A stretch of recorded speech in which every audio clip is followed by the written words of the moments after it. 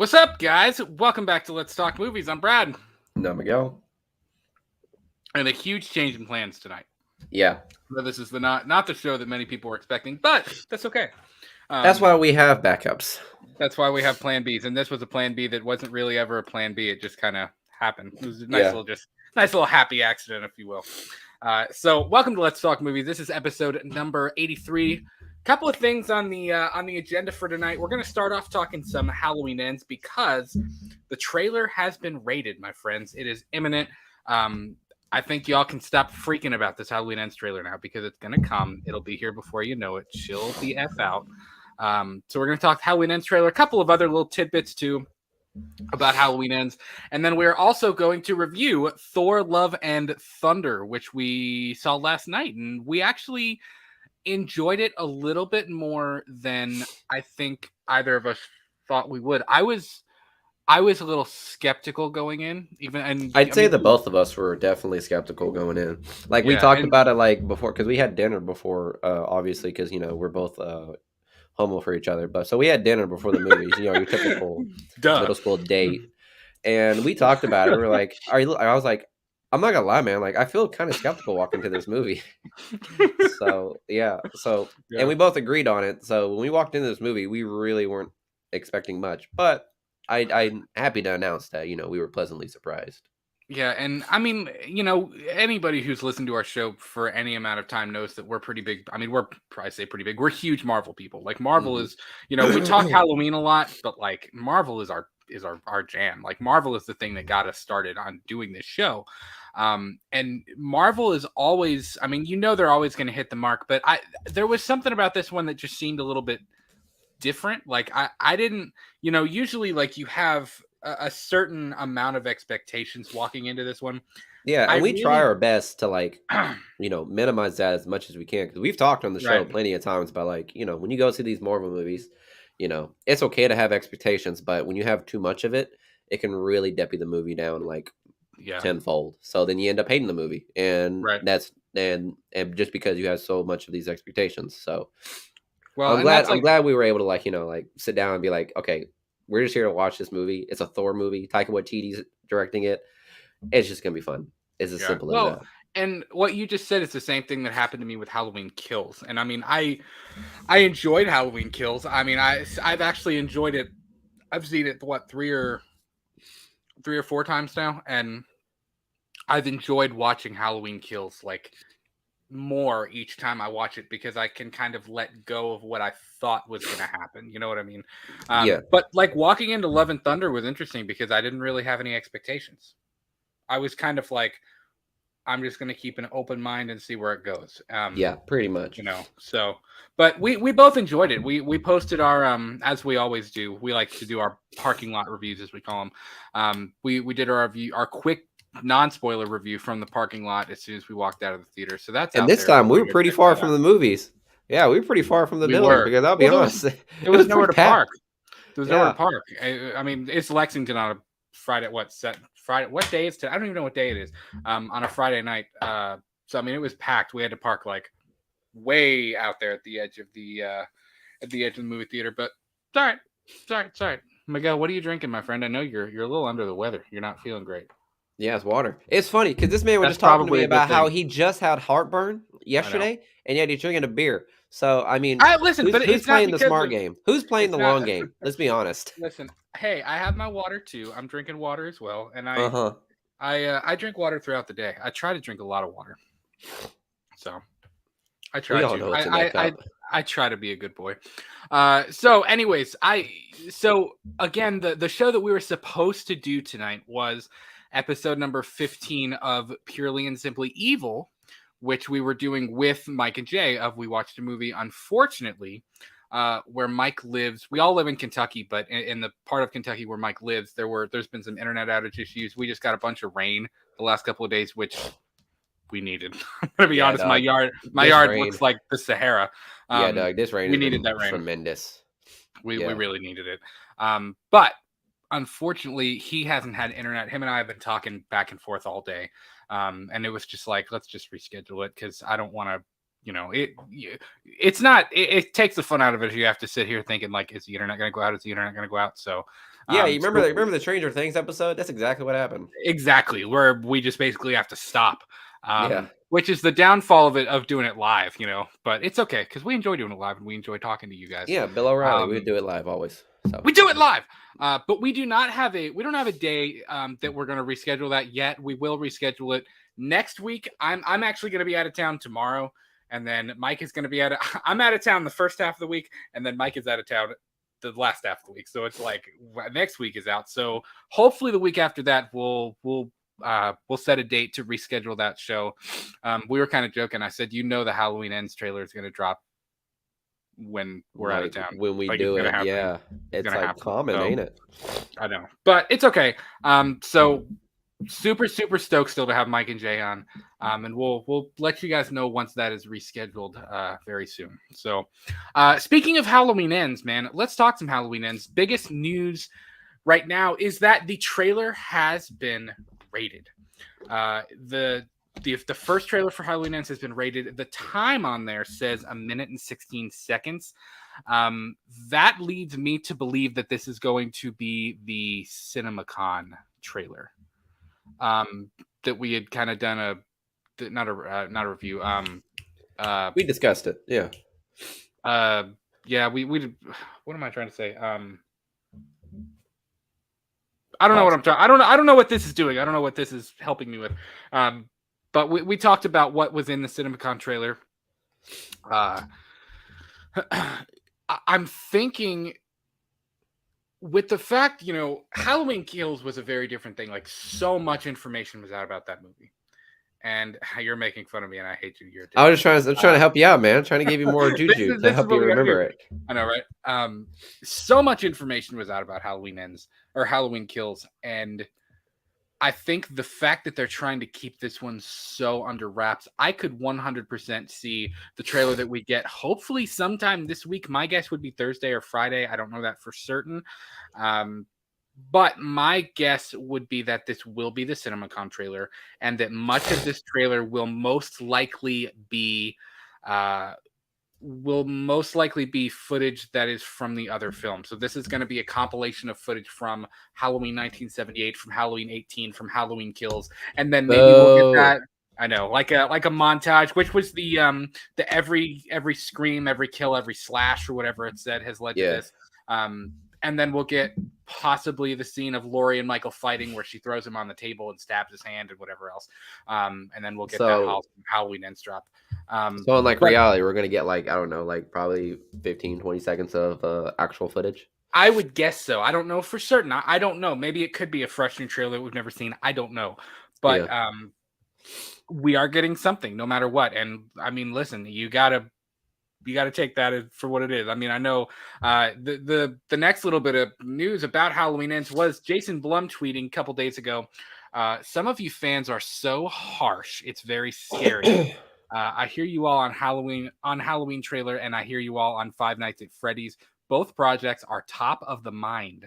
We are working on both. So I mean, listen, if you're a Halloween person, if you're a horror person, you've seen it on Twitter, you've seen it on social media. People are losing their minds over this trailer. Like, it's kind of our longtime friend of the channel, JT, had said this on Twitter today, and he was like, listen, some of y'all are getting obsessive about this Halloween Ends trailer. like I feel like there are people that their entire day revolves around is it gonna drop? Is it gonna drop? It's like, you know what I mean? It's like an addict or something. Like you need it like right then. But of course we're exaggerating and we're just being silly too. It's all funny games, man. We're not making fun of y'all. It is fun and games, but there have been some pretty even nasty comments on Twitter and stuff. Like I saw one today, and it was like they've had reshoots, but they haven't had a public test screening. They haven't shown it to anybody. I hope they're pretty confident in their product, because if it bombs, then it's on their like bro. Hey man, if it bombs, it bombs. Just chill. That's movie business, dog. It's not gonna bomb. Even if, listen, the movie could have Michael turning into the Tooth Fairy and it wouldn't bomb, because people are gonna. Everyone's gonna buy tickets. Yeah, everybody's gonna go see Michael Myers turn into a Tooth Fairy. They'll hate it afterwards, but they're gonna go see it.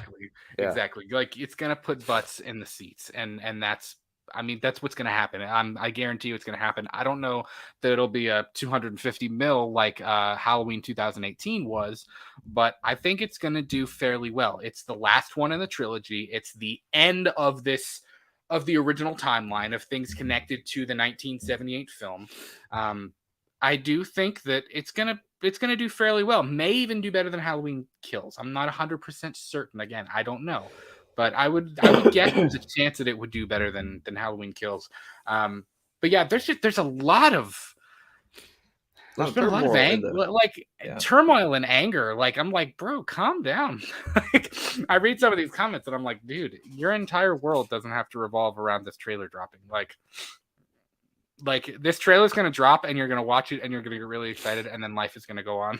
Like, you know what I mean? Yeah. So like it got, like, just imagine if it like comes on next week and guess what? Y'all are excited for like, I don't know, probably a month. And then guess what? There's 2 more months left until it drops. Well, and listen, I mean, we're excited too. I mean, I waited when the Halloween Kills trailer dropped, when it dropped early. Cause remember that was it leaked and it dropped a couple days early, like 8 days early or something. You were at work. And I waited up for Miguel until like 1:30 in the morning so we could do this trailer reaction. I mean, like, really? Yeah, we did. Oh, we did that in like the middle of the night. But, we are, like, I'm super stoked, but I think, like, just chill out, peeps. Like, it's going to be great. It's going to come. We'll get through this together, guys. Okay. We will. We're going to do this together, in the words of our governor, Andy Bashir. So I was gonna say, like, every politician has said this. I know, we'll right? Get through this we'll together do this. in turmoil. Yeah, I know, right? So big screen leaks on Twitter. Speaking of a public test screening, said on July 8th, hearing that Halloween Ends should be having a public test screening soon, which makes sense if the marketing campaign is starting to pick up a little bit. We're going to get a trailer and a poster likely this week, because usually when a trailer is rated, it usually they don't hang on to it for long. When a trailer is rated, it's usually out within the next week and a half, I would say, at least in the experience of what I've seen. And especially the fact that this is a highly anticipated trailer too. I mean, you saw what Jason Blum said. He was like, we hear you, we know, but y'all got to chill out, basically. And I don't know. It also paints Halloween fans in a bad picture too. You know what I mean? Like, when if I'm Jason Blum and I see Halloween fans like trying to like nip at his butt, they're like gnawing all the time, and when they're already trying to promote The Black Phone, and like when like they're trying to promote other films too. Like, I think people often forget, like, Blumhouse and Universal are not only promoting Halloween Kills right now. Like, they're promoting other movies. They're trying to do other things with other projects with people that have worked extremely hard. And there's some good projects too. Like, guys, if you guys haven't seen The Black Phone, really, like, set a time and go watch it, man. It's a good movie. It was a good horror movie. It's probably like one of the better, like, original horror films I've seen in the last couple of years, since COVID, at least. Yeah. Well, and like, if I'm Jason Blum and I see fans like being like pissy about it and like being whatever on Twitter and Instagram and whatever, I'm like, you know what? I'm done with Halloween. Take it. Like, I don't want it anymore. You know what I mean? And I don't know that he's like that. I know he said he would continue if he wanted to because he loves it. But, it's not a good look for Halloween fandom. You know what I mean? When people are being like that. Yeah, but you gotta admit, they are passionate. Oh, of course they're passionate. Yeah. I mean, we're all passionate. You know what I mean? Of course they are. Real quick, just another horror fan. What's going on, man? He says the trailer is to get the general audience's butts in the seats. Halloween fans will be there. You are very 150% right, my friend. Yeah. We're all going to be like you just said, Miguel. We're passionate. Halloween fans are passionate. The people who are passionate about the project are going to be there no matter what. Again, you could turn Michael, you could put him in a tutu and say, you know what, he's going to be the Tooth Fairy now. He's going to try and like change his ways, and Halloween fans would be there. They're and it's the same argument that we've had before with people who are like, the Halloween Kills trailer showed literally everything was in the trailer, saying that it shows too much. Like, again, it's for general audiences. They're and a lot it's of for people that like don't are not like big fans of Halloween or Michael Myers, Right. but they like a good horror movie pretty much. Exactly. You're trying to get that person to go, yeah, the other two were pretty good. I think I'm going to go see this. I'm going to go see Yeah, Halloween Ends. Um, so, Derpy Gaming says gum. Gum, my friend. Gum. gum, What's up? minty. So speaking of big screen links, also to what is I don't even know what today is. Today's It's July Saturday, 9th. my dude. Good God. So 2 days ago, 2 quick Halloween Ends tidbits. Pre-reshoots, I heard that it was not as gory as Halloween Kills and had less deaths than Halloween Kills as well. It sounded like this film is going to be more story oriented. Oh my god, how many more kills do you want? There's I like know. 30. You would have to go pretty damn hard to have more kills than Halloween Kills. I think that's kind of a given. I would be shocked if you were like, yeah, Halloween Ends is bloody AF. Like I'd be like, dude, no, like that doesn't make any sense. How Like, much more there's no bloody? way. Yeah. I know. Like literally, how else do you like? How much bloodier do you go? Wrong one. So obviously it's going to have less death. It's going to have less violence than Halloween Kills. But the interesting part of that to me is that it sounds like this film is going to be more story oriented. And I was actually just talking about this with my wife, Julia, today. Actually, no. Yeah, today. We were talking about, I forget what. Man doesn't know his days. No, I really don't. The last week has like all run together. I don't know why.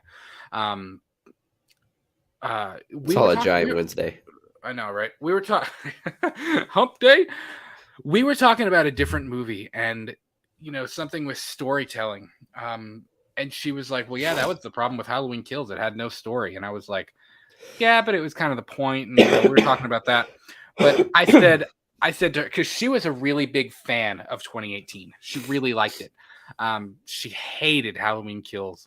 And I said, I think you're going to like Ends a lot more because I think Ends is going to have maybe even less gore and violence than Halloween 2018 did. Yeah, but Halloween 2018 wasn't like super, super gory and super violent, Yeah.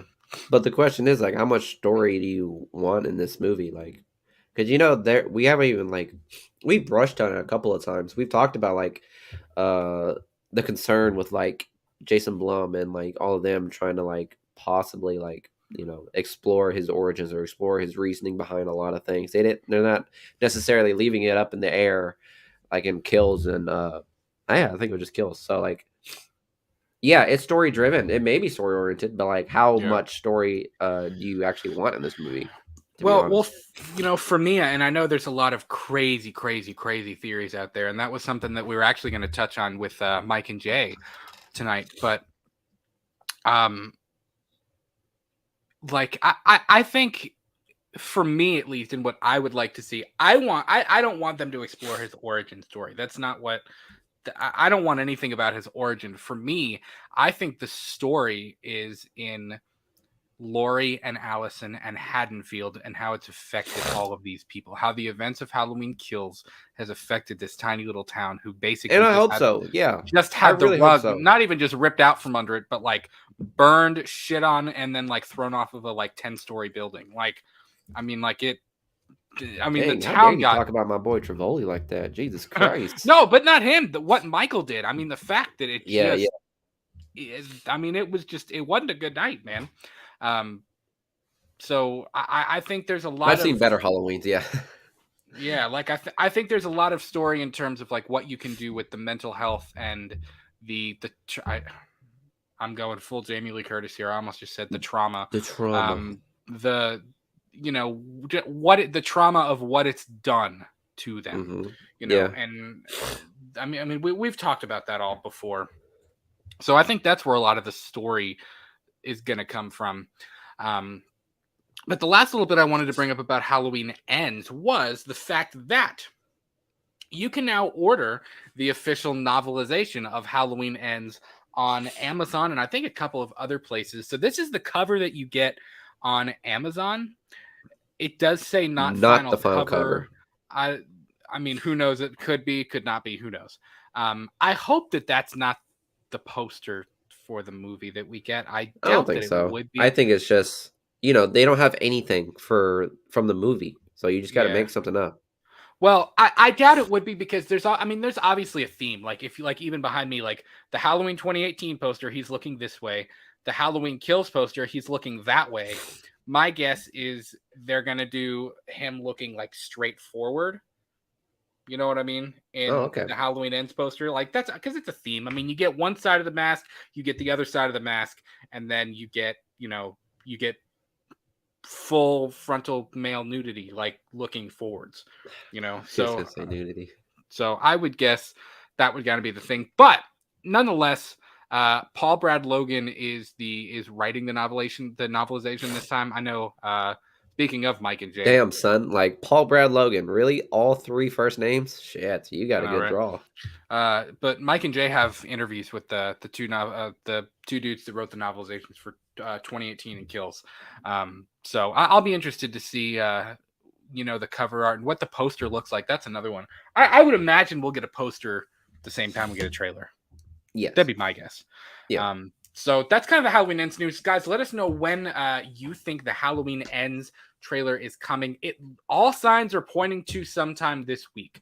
We don't know what day, we don't know what time, but if I had to guess, we've been saying this all along. I said I think there's a window between July 11th and like the 15th, 20th, somewhere in there that we're gonna get this thing, and here we are. So here we are. So hopefully Friday. I'm thinking maybe Friday, which I know Mike is. If Mike is watching this, he's gonna be like, "Dude, I hate you," because he's gonna be out of town. Well, isn't that usually how it was? Okay. That was like the running skit. Like a lot of people, a lot of movie podcasts like us, as soon as we take a quick break, that's when studios just like, all right, drop it all now. Well, I don't know. We'll see. But looks like the Halloween Ends trailer is dropping sometime soon. Week. So that leaves us with Thor: Love and Thunder. And by the way, if you guys have questions, comments, concerns, if you want to give us your social security numbers, whatever you want, throw them in the chat right now, and we'll get to them at some point. Derpy, let me get rid of this. Derpy said, I know said something else, but shaded muted it. Oh, you didn't mean to say gum. I see what you're saying. So Thor: Love and Thunder, man, we went and saw Thor: Love and Thunder last night. Again, we kind of talked about this at the beginning of the show. We had mixed emotions going in. I was kind of unsure what I was going to think of this one because it seemed very different tonally. It just seemed like a different kind of movie than we've gotten before. And I was pleasantly surprised by it. I thought, even a lot of the reviews that I had seen were like, it's not very serious. Gore doesn't get a lot of screen time. It's just about the comedy. It's not really well told. There's plot holes in it. And I was like, okay, this is not, maybe we're going to get another Dark World or something like that. But it wasn't. I thought it was a pretty fun flick. You know what I mean? Yeah, and then the theme of like world building that Marvel wants to do, I mean, it's done a pretty good job. I mean, it's literally talked about the Shadow Realm. It's literally talked about Omnipotent City. Don't even say it. Don't even fucking say it. Don't even fucking say it. You're like the Busta Rhymes thing. Whatever the hell he says. Yeah. Well, and here's the thing. By the way, we're talking about spoilers. So if you don't want to talk spoilers, if you haven't seen Thor: Love and Thunder yet, there's the door. I feel like J. Jonah Jameson. There's the door. There's the door. But, here's the thing. So many people dog on Marvel because they're like, oh, Marvel always sticks to the same formula. They never change anything. They never do anything different. It all feels the same. But here's the thing. I feel like with films like Thor: Love and Thunder and with Ms. Marvel, if you've seen any of that, a lot of the Phase 4 films and TV shows have kind of shaken up the form. They've kind of shaken up the formula a little bit. And now I see people complaining. They're like, oh, well, Marvel's trying to do something different. They're going away from what they do so well. And I'm like, bro, you got to make a decision here. Like, do you want them to stick to their formula or do you want them to do something different? You got to make up your mind. Like, you got to do something here. So I don't know. It felt refreshing to me. I said that in our parking lot review last night. It felt like a refreshing movie where it didn't need to be connected to the whole multiverse thing. It didn't need to be anything wild and buku crazy. It was just a fun flick with a really, really good villain, and some awesome classic Marvel Thor moments in it. You know what I mean? Yeah. So, what did you? One of the things that I think it did really well, and I want to get your thoughts on this too, because and Miguel, you said this even before we went live. You were like, it feels so fresh still. Like I haven't like fully finished processing what we saw, because because we went it's all a over the lot. place. Yeah, it did. It's a movie that really does kind of, you're flying by the seat of your pants the entire time. Like it's very all over the place. One of the things that I was pleasantly surprised of and that I was very skeptical of was Gore the God Butcher. And I was thrilled when I found out that Christian Bale was playing him, but I was a little worried that they weren't going to go super, super dark with him. And one of the things I was most pleasantly surprised about was the fact that there were actually some pretty intense, creepy, and eerie moments with Christian Bale's Gore. yeah. Like, I was like, dang, man, like, there were, I forgot what he said, but there was something that he said. I forget what he said, but there was a moment in, again, spoilers if you don't know, but like, he's got all these kids. He kidnapped a bunch of Asgardian kids and he's got them in a cage. And they're sitting there telling stories about how Thor's going to come save them and like Asgardian people and gods and how they're so cool. And this kid moves and Gore is sitting behind them and he's just very like, and he's being like all wild and crazy and buku and like, it was done really, really well. Like stylistically, the way they did Gore was really, really well done. I thought the crazy maniac thing was a little off in my taste. I'll be honest with you, but I do understand why, in some degree, why they made him that way. I'd much rather have him more like hell bent on revenge, or just like more like wanting just all gods to die. And well, at the same time, I totally get it, because this man's going like, one thing I know they did really well with Gore the God Butcher was actually like present him in a way where you almost sympathize with him because of the god that he chose to praise. And when that guy in was the a beginning dick. yeah, in the beginning of the movie, I was like, I told Brad, I said, damn, I kind of hope some of these gods die. These are I know, assholes. right? He was a complete prick. Yeah. Well, and I thought it was really creative, like to start the movie off with Gore's backstory and to see like what exactly happened. Yeah. I think the fact that they chose to sympathize with him, or that they made it very easy to sympathize with him as a villain, I actually thought it was a pretty creative choice, because again, one of the things that made Thanos such a good villain was the fact that He felt like a hero in his own he story. felt like a hero. He felt like he was doing the right thing. And I think you could argue the same thing with Gore. Honestly, Gore might be one of my top 5 MCU villains so far. Like, I really, really liked him a lot.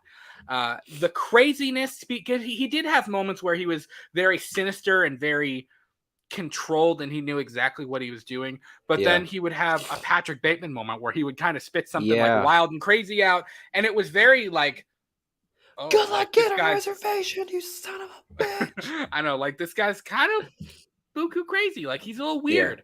But I think the man lost his daughter and literally everything in this world. Everything that he knew to be true is literally just in shambles. So yes, and also the Necro Sword. I think it You think it made him go crazy? Well, at one point Thor actually says it basically warps your mind, and it like the Necro Sword changes you. You know. So I think that kind of chalked it up. But like I was very pleasantly surprised. I mean, listen, Christian Bale is an awesome actor, dude. Like I never had any doubt that Christian Bale wouldn't do a great job. I just thought they're not going to go as dark as they could go with Gore the God Butcher, because I mean, literally, he's basically a serial killer. I mean, that's what he is, But even some of the kills, like when Gore kills his god at the beginning of it, like he stabbed him in the throat. Like you also realize he only killed like on screen one god. Right, there were more. And that's one thing I kind of wish we could have seen more of. Is just Gore just going ham. Like it showed pictures of like all of the distress signals that the Guardians presented, and some of those distress signals were like pulled directly from the comics, like the gods hanging from chains. That's a direct comic. Yeah. And what's his name? The giant monstrous god, like him just laying in the snow. That's pulled directly from the comics as well. But I would rather have like seen him like, go on a little bit of a killing spree. I like to see some actions with like Gore the God Butcher. Granted, yeah, I'll say this: even though Gore the God Butcher or Christian Bale's character it didn't get much screen time. He stole the show every single time he was presented. He did. Like from a distance, I told Brad this. I said, bro, from a distance, how they present his face, it looks demonic as fuck. It did. Well, and that goes back to like the really cool choices and the things that they did stylistically to emphasize that. Like, I had seen that I think it was Christian Bale that said originally they wanted to do the comic book accurate Gore makeup with the tendrils and the no-nos and things like that, looking a little bit more alien-ish. Yeah. But the more and more they started doing it, they were like, it just looks like Voldemort. It looked exactly like Voldemort from Harry Potter. So they made the choice to make him look a little more humanized. He has human features, and I think that also worked. I was very skeptical at first. If you go back when we talked about the Thor toy leaks and stuff, I was like, really? I was like, I don't know if I like that. I think he looked better in the comic. I was like, let the man smell, dude. Come on. But on need to smell. But honestly, seeing how they did it in the movie, like, okay, I get it. Yeah. Like you did a good job with that. I appreciate that.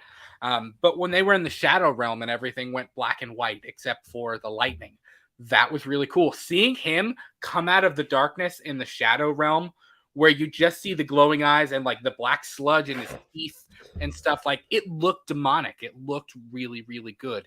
And the fact that you have Christian Bale kind of having a couple of weird, wild and crazy moments in there. It was legit. It had some legitimately creepy moments. So I was very pleased to see that. The Guardians of the Galaxy cameo at the beginning was really cool. I'm not gonna lie, I expected them to come back at the end. I thought a little bit, but I feel like them leaving is gonna jumpstart Guardians of the Galaxy Volume 3. Probably. And I'll be honest. I'll be very honest right here. The beginning of the movie felt probably the weakest. I'll be honest. I think it felt the weakest because we were also trying to get reacclimated to what was happening and where we had left Thor. I'll tell you what, man. I like Korg, but I like Korg in small doses. Sometimes I think they make it out like Korg is almost as big of a character as Thor is, and like they're like that's Taika Waititi, right? I know. And I do like the character. I think the character is fun. But there are some times where I'm like, okay, show me something besides Korg. Like give this speaking part to literally anybody else. Like, yeah, man. I think Let me tell you about the story of Thor.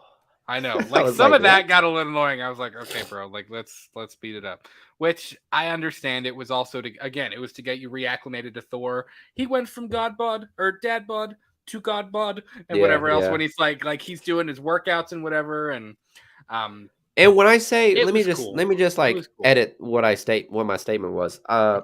It wasn't like particularly like the weakest, but that was the beginning of the movie was just to like, again, reacclimate us to the story of Thor, and then also just to show the fun. That was just nothing but fun. Yeah. Mm-hmm. Like Thor battling all those cuckoo birds, which were like it looked like Power Ranger characters, enemies. And that's fine. And the whole battle between Thor and that entire army, cool. Yeah, it was pretty good. And then whenever I saw the two goats, I was like, I knew the goats were going to be in there. Yeah, I didn't realize how they were funny. Like, they were fucking hilarious. I thought I wasn't going to like them all that much, but they were really they were great. They were great at comedic humor. When Nebula was like, funny. "Fuck it, I'm going to kill them," I was like, "Oh shit." I know. She said, "What did she say?" She said, "I'm going to take them out." Yeah, I'm going to take them out. Dude, she's funny. I like Nebula a lot. I like Nebula too. She's definitely growing on me. Yeah, this is very much a Marvel comedy. Like Multiverse of Madness was a Marvel horror movie. This is a Marvel comedy in a lot of ways. Which I think, Can you but imagine if like Disney Plus just all of a sudden like, because there's multiple movies where it's like action based, epic right. comedies, and then horror. I would laugh so much if like I go on Disney Plus and it's like Marvel comedy, Marvel I know, right? horror, They make Marvel it its own epic. section. Yeah, Yeah. Well, and here's the thing. I think it was a nice balance between the darker stuff with Gore and like a serious storyline about Gore's daughter and the stuff between Natalie Portman and Thor, which we're going to get to in a minute, and also the comedic side of it too, because the comedy hit. I mean, the comedy was very, very well done. Like there were a couple moments the stuff with Thor at the beginning where he's kind of like in like a midlife crisis type deal and he's trying to like refigure out who he is and he's trying to he's trying to figure out a life that he could feel terrible for. yeah, like Yeah, he like he even has a whole discussion with Peter Quill about like about how to live your life and things to be excited for and things like that. But like I think the Guardians thing felt a little rushed. I kind of wished that they would have stuck around a little bit more. I really speaking of like the comedic moments, I really liked the whole thing between Mjolnir. Once Mjolnir was back, I really liked the whole like the love ex-girlfriend. triangle, Yeah, like between between like because Stormbreaker and Mjolnir, and then lightning bolt. I was like, yeah. yeah, that was funny. Well, Thor is all like he wants Mjolnir back, like secretly, and Stormbreaker keeps like turning and looking at him Yeah, like he's jealous. You know what I mean? Even the moment when they're going to the Shadow Realm to fight Gore, and Thor walks up to the front because of course Stormbreaker is he's doing the Bifrost so that they can get wherever, and I say he like he's a character, although they kind of treated him like a character. But like Thor sitting there talking to Stormbreaker, and he's like, he was like, Mjolnir's old news. We're not together anymore. Like he's my ex weapon. It's okay. Nothing's gonna come between me and you or whatever. And the comedy was pretty good. You even had but moments then you like when they notice, were. at the end how it turned out, right? I know, yeah, Yeah, yeah. Well, even at the end, or not the end, in old Asgard, in New Asgard, when Thor goes to summon the Bifrost and he goes to fight Gore, and yeah, he goes through the roof. Like there were more comedic moments like that in this movie than there are in I'm going to say most other Marvel projects, which is yeah. why it's kind of like, yeah, I do think this is like along the lines of what a Marvel comedy would be.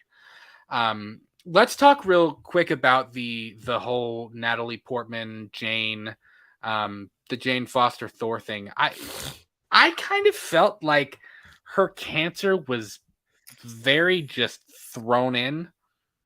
It didn't ever really explain anything. It was just kind of like, and she has cancer, and she's dying, and she's gone. Like, Yeah, okay. I kind of wish they'd flesh that out a little bit more. I I'm not agree. gonna lie. Yeah. Well, and not I guess not necessarily her cancer and her dying, but No. I know, right? Yeah, I want her to suffer. I know we need to see more of her having cancer. No, I'm Yeah, kidding. That's no, not what I mean. that's not what I meant. I want to see But more of the Mighty Thor, pretty much. well, and I not necessarily of the Mighty Thor because I thought the stuff that when she was Thor was sick. It was Yeah, really really cool. But I wish we would have gotten a little bit more about her becoming the Mighty Thor because literally the only thing we got, the only little tidbit that we got of Jane becoming the Mighty Thor was when she goes to New Asgard and it's like Disney World. There's cruise ships and there's tour yeah, guides and everything's in glass and there's statues of the Avengers. I was like, what the hell? Like, what is this?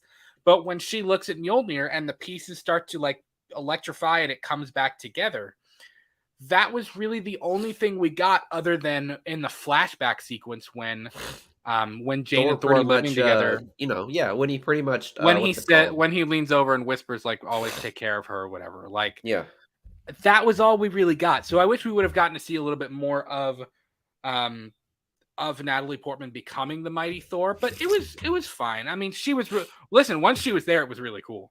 You yeah, know what I mean? It was awesome to see her once she was the Mighty Thor and like they were fighting together and it was like their little team they built. Like that was all really really cool. Jansen got grubs. We're not grubs. Jansen got grubs. Got milk. What's up? He says, what is up? What's up, man? We are in the middle of talking Thor Love and Thunder. And we are talking spoilers, so if you haven't seen it, I'd be a little leery. So we're talking Thor Love and Thunder. Let's talk about the gods thing. Bro, I thought fuck these gods. I know. They really kind of made a statement about other than Thor and Odin and most of the gods we know already. Like it kind of all the serious gods all the other gods were like none of them are serious about it. Like, and really, Zeus, of course, Russell Crowe played Zeus. Which is not at all how I would really think of Zeus being, like kind of just self-absorbed and whatever. It was literally what Brad said about Michael Myers. It was like you got Michael Myers and you put him in a tutu. Because the way Russell Crowe acted the way you changed the character. I get that. Okay. Yeah, like the second I saw Zeus like do this bullshit like with his skirt and just tiptoe down, I was like, bro, I know. This is Zeus. Like again, comedy. It's supposed to be funny. It's taking something that you have that attachment to where you're like, what? Like, because you think Zeus is like this, strong man like type character. Yeah. And when he tiptoes down and he's like, I liked it when he walked up to Thor and he was like, of course we're scared of gore. Like, why do you think we're all here? Like, and stuff like that. I was like, bro, but you're Zeus. Like you can all take gore down, I don't know. I know we're kind of jumping around a lot here, but again, it's still fresh. We may even talk about this again at some point.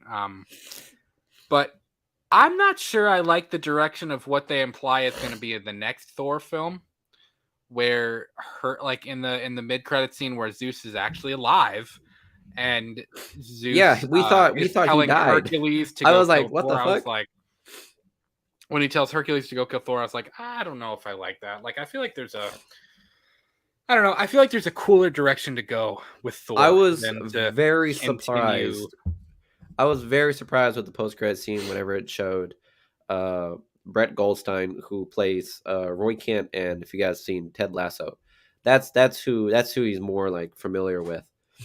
I was really surprised to see him as Hercules. I was not expecting Hercules to show up in this movie, but I mean, when I saw him, it was so quick, and I really couldn't grasp what was going on at the time.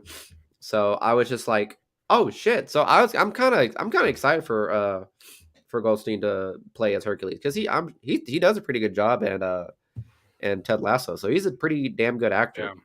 So with that being said. It's just the direction for me, Yeah, are you talking about like you think like the next movie is going to be about Hercules trying to kill Thor? Yeah. I mean, it could be just like Guardians of the Galaxy Volume 2 where that Aisha like a chick subplot. Yeah, where that Aisha chick just some like presents. It could be. Yeah, you're right. It could be. It could be like later on. It could be later on in the MCU. So. Yeah, you're right. I mean, it definitely could be. I don't know. Of course, I almost called her Natalie Portman, then I almost called her the Mighty Thor. Jane Foster does die at the end of this, and I know you said you were kind of disappointed that they killed off Jane. Yeah, a little bit. I thought whenever they reach Eternity, and which, by the way, they did Eternity beautifully. I'm not gonna lie, they made him look like a badass. Yeah, and he did not do anything except sit there. Yeah, which was dope. So I thought whenever they met Eternity, I thought Gore was just gonna like make the wish to like bring his daughter back, and then Thor not remove Jane Foster's cancer because that's part of her story, but like just give her more time to be the Mighty Thor, pretty much. So that's what I was expecting. See, I thought that it was curing her cancer. So I actually thought it was kind of a nice plot twist when... No, because I remember I had to run and take a piss real quick, like after the semi-climax. And then when he came back, you were telling me... He looked at me. We were like dead silent. And he looked at me and he was like we're just sitting there watching the movie and he goes, I got to go pee so bad. And I was like, oh, yeah, okay. yeah. It's like... Because it was whenever they were battling at the Shadow Realm. And I thought that was gonna be the climax. I was like, oh god, I can't miss this. I can't miss this. And then it ended up not being the climax. I was like, this is the moment. I gotta go. Yeah, that was honestly, I kind of appreciated that little fake out thing because I thought, based on the trailers, for sure when they're in the Shadow Realm, this is going to be the climax of the movie. And it wasn't. It kind of had a whole other section to it, kind of in the same way that like the Dark Knight did or the Batman did. Ironically, both of those are Batman films, but I kind of appreciated that. I like when films do that when the trailer doesn't give you. Or not necessarily the trailer, because that kind of goes back on what we were talking earlier about Halloween Ends, but like I appreciate when it kind of tricks you and there's more to it than you're expecting. I was like, oh, this is a nice surprise. Okay, I like this, you know? Yeah. I mean, and let's face it, if the Shadow Realm would have been the final little tidbit, I'd have been like, okay, that was short. Like that was kind of short-lived and dumb. I did like the fight. I thought it was a pretty cool fight when they go to when they first arrive in New Asgard. The way that they portrayed Gore in that sequence was really cool as well, because you get Gore he's up on a hill or something above New Asgard, and he kind of just comes out of the shadows. He's looking at it. And another thing that they did really, really well, and I want to get your thoughts on this, because I actually leaned over to Miguel at one point and said, shouldn't those be symbiotes? Because if you know, the Necro Sword was created by Null, who is the god of symbiotes. So at first, when I saw the shadows, I was like, oh, those are symbiotes. I was like, he's using symbiotes. But when I realized they were just the shadows, I was like, oh, okay. I mean, you never know. They very well could be symbiotes, but they just don't name it that. Well, there's no name I thought it was pretty cool, like the way they did the shadow monsters, and it felt almost like a cross between a symbiote and like the Mind Flayer from Stranger Things. Like it was kind of like a cross between those two things. Yeah. That whole battle was really cool. Even when Thor, because they're battling, and Thor has this whole like when he's like Mjolnir, and he goes to grab it or whatever, and he sees Jane, and they have a moment. But when he turns and he sees Gore standing like through the battle. And he and Gore look at each other and they start walking towards each other. Well, Gore is there and then he's not, and then Gore is there and then he's not, and every single time he's closer until he swings up on Thor right there. I thought that was really well done too. Like that whole battle sequence was pretty cool. The fight sequences were pretty lit. I thought they were pretty good, honestly. Yeah, I thought they were pretty choreographed, honestly. Even with Jane Foster and Valkyrie and Thor and Gore, like seeing pretty much all of like Gore's like abilities is pretty damn cool. How he can like sink in, sink out, disappear, use the shadow monsters / symbiotes, and then he pretty much does have like great stamina and resistance to like Thor's lightning bolt. Which I'll say this right now, which I think needs to be said. The CGI in this movie, it hit and miss. I'll be completely honest. Yeah, I could see that. Yeah, because it was when Thor thrust the lightning bolt at Gore and he just disappeared. That looked tacky as fuck, dog. It really did. I was like, what? Because like it didn't really hit anything. It just went to the ground, went bzz, and then that was it.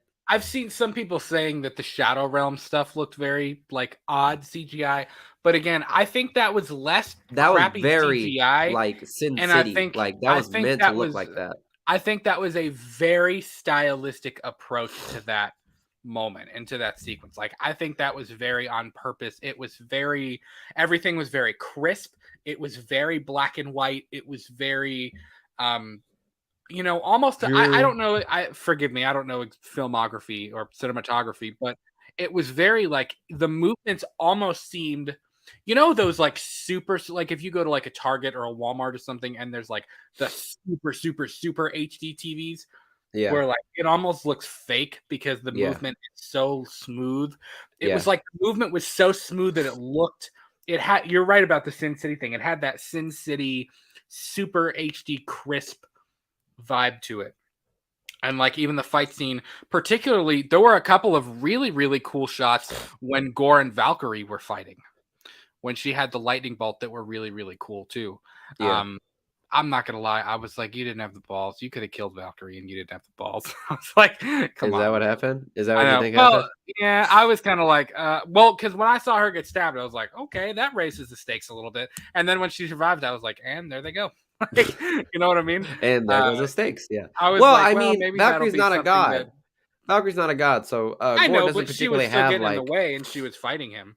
Yeah, it's the same thing where he was like with Jane Foster. He was like, you're not a god. You're just a human that's being lied to from all these god powers, pretty much. So like, Gore didn't really have any beef with like Jane Foster and Valkyrie, but he had a lot of beef with Thor. So I was like, all right. So I figured like if anything, he was really gonna try to kill Thor, but like for Valkyrie and Jane Foster, it was literally just like, just get out of my way. You guys are nothing to me. Yeah, I can see that. J-Dad is in the house. What's going on, man? He says, yo, what's going on, buddy? So let's talk about the ending real quick as we kind of wrap up our review here. I actually really liked. I thought the Love and Thunder thing was referring to him and Jane the entire time. Yeah. But I really, really liked when of course, you mentioned the whole thing with Eternity. I really liked that they made Eternity just basically this omnipotent being that was just there. Like, it's more of his presence and less of him having to do anything. Yeah, it was literally like, finally, a serious fucking god. I was like, Jesus. I know. Well, and like the Watcher, like, and I know the Watcher is a different thing, but like the Watcher has a personality. You know what I mean? Yeah. This was cool because it was just Eternity. It was just it was there was no personification of it. You know what I mean? It was different. It set it apart.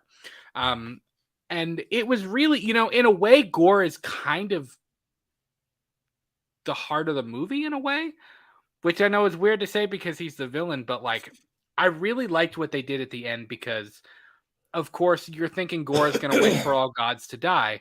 And when Thor says, you're not craving revenge or hatred, you're craving love, and when he says that, and Gore ends up wishing for his daughter to come back instead of wishing for all gods to die, it just showed that it was like, maybe Gore saw that, okay, all gods are not bad. Like, Thor is not bad.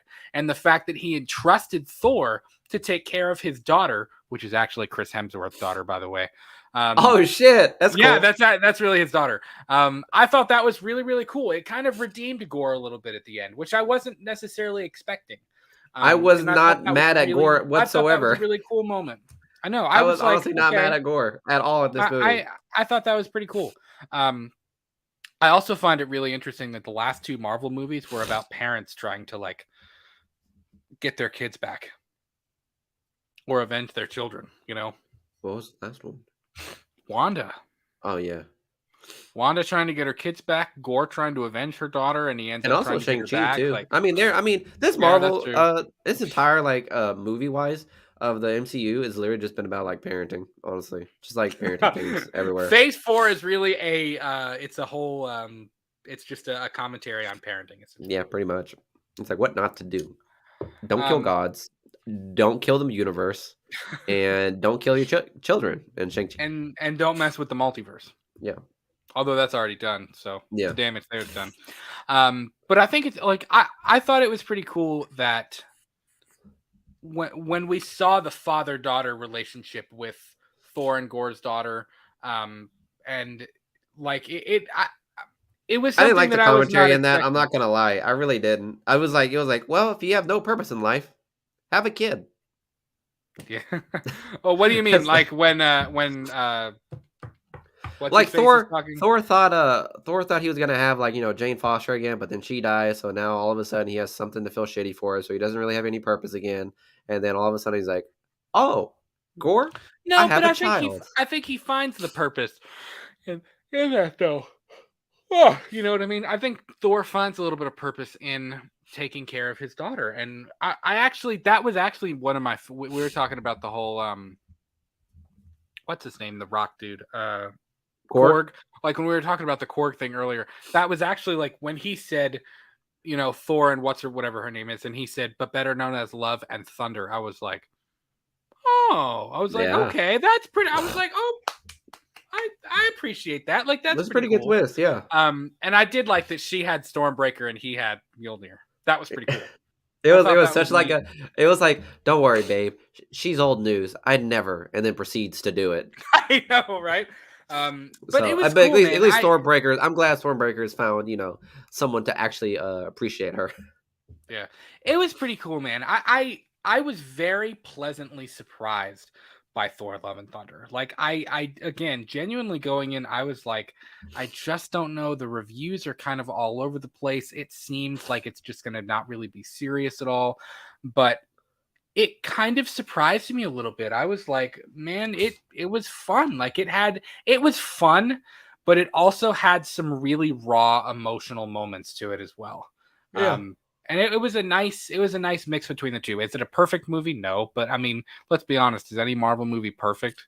No, Probably no, not. never has. I mean, you're never gonna get that. But I mean, they're fun because I saw. It might have been 3C Films or somebody like that. I forget who it was, but they were like, Thor: Love and Thunder is a movie that only Marvel Studios could pull off. And Ooh, I think that's a good way of putting it. yeah. Because if it Like, was any other studios, it would have just been tacky. well, if you would have released that as a standalone superhero movie, people would have been like, what the hell was that? Like that didn't make any sense. But again, I think the cool thing with the MCU, and I think what they're realizing is you can have the main storyline, but you can also tell fun stories in between that connect everything Yeah, together. almost You know like what I a mean? comic book. I know it's the same. It's starting to feel. I think the MCU is starting to feel more comic book ish.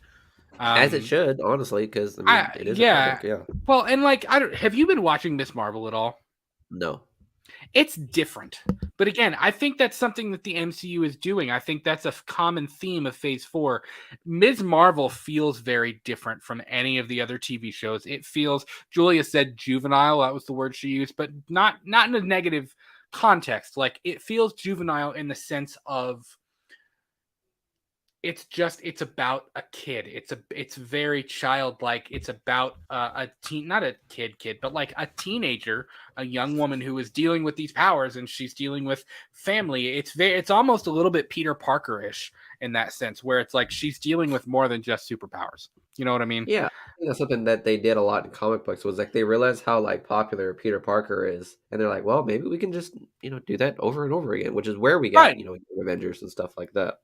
Yeah, and it's fun, man. And I I'm okay with them doing something a little bit different. I mean, I think they need to stick to the formula at least a little bit, but I'm Hmm. okay with getting a Thor: Love and Thunder every now and then mixed in with your Multiverse of Madness and your No Way Home and stuff like that. Like, and I feel the same way about Black Widow.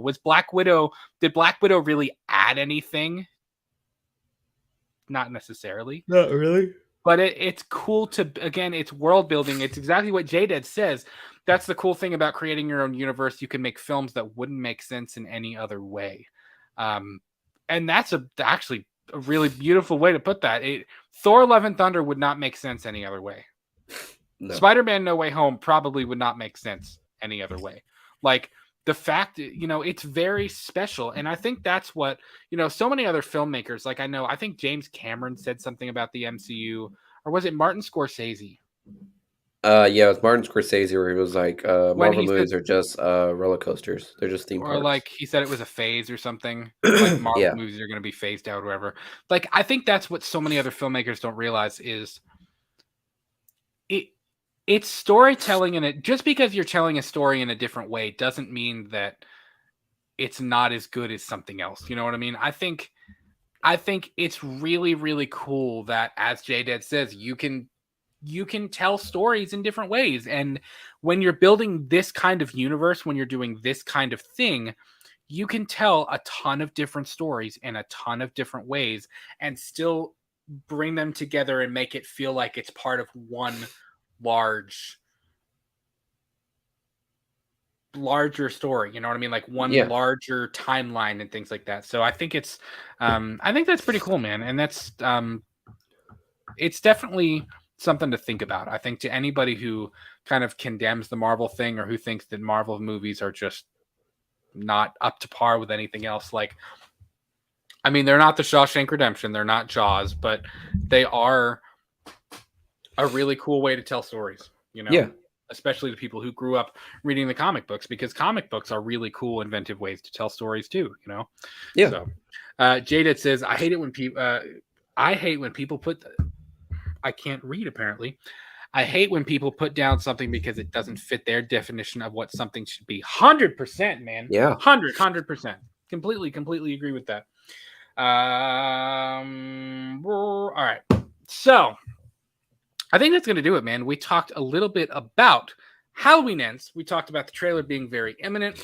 We talked some Thor Love and Thunder. This was our full spoiler review of Thor Love and Thunder. Again, the Halloween Kills, I keep saying Halloween Kills. The Halloween Ends trailer is coming, man. It is coming. Y'all can stop freaking out. We can all stop freaking out because it's on its way. Again, we had to postpone our show with Mike and Jay from We Watched a Movie due to some internet issues. But as soon as we have a new date, we will be sure to tweet that at We Talk the Movies. We will post it everywhere. Hopefully, I think we're at, let me see where we're at right now. We're getting close to 500 subscribers. We're getting really close, like dangerously close. We're at 492 subscribers right now, which we really try to not put too much emphasis on subscribers, but it's really cool that we're reaching a point where it's like, okay, this feels cool. Like, I feel like we just love hanging out with you guys. And it's cool that so many people have been showing up lately, and we really appreciate that. So guys, please be sure. I need to get off here. I'm starting to not be able to talk. Fruit Loops are us. What's going on? Thanks so much for joining us. Good for you guys. We appreciate that. New episodes of Let's Talk Movies and Purely and Simply Evil premiere every single Tuesday and Saturday at 8 p.m. and 10 a.m. Eastern. We are on Twitter, Instagram, and TikTok at We Talk the Movies. You guys are awesome. We love each and every one of you, and we'll talk to you soon. Peace. Peace.